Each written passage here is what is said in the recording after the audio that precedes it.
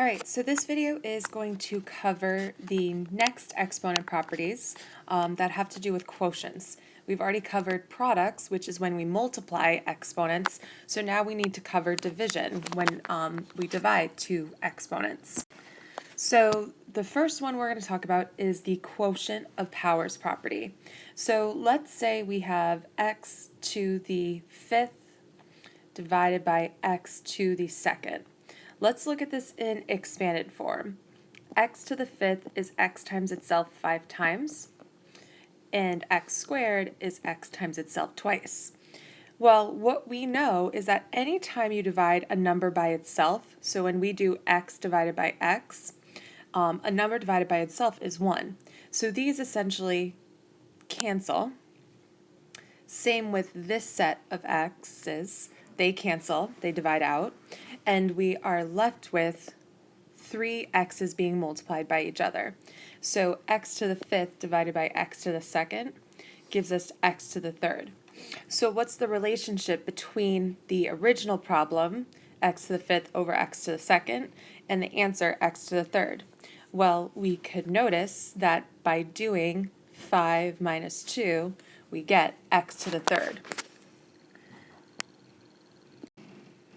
So what the quotient of powers property says is that if we have a to the m divided by a to the n, we can simplify it by doing m minus n. So let's take another couple examples.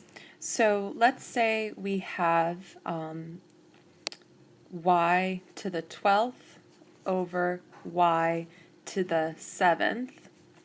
That's going to simplify to be y to the 5th because I'm going to do 12 minus 7. What if we had 6x to the 4th over 3x? So when we have coefficients in front, so 6 and 3 are called coefficients, we're going to just divide those as normal. If we normally had 6 divided by 3, that would give us 2. So we're not going to subtract coefficients, we're going to divide them as normal. And then when I look at x to the 4th and x, I'm going to remember that there's really a power of 1 here, and so I'm going to do 4 minus 1, which is going to give me 3. So 2x to the third. What about if I had 15 x to the 7th, y to the 3rd, over 3 x to the 4th, y squared? So we're going to do this in parts. We're going to do the like parts together. So 15 divided by 3, we're going to divide the coefficients. 15 divided by 3 is 5. It's not 12. I'm not subtracting those coefficients. I'm literally dividing them. Then I have x to the 7th over x to the 4. So 7 minus 4 is 3. And then I'm going to do the y's together. Y to the 3rd divided by y to the 2nd. 3 minus 2 is 1.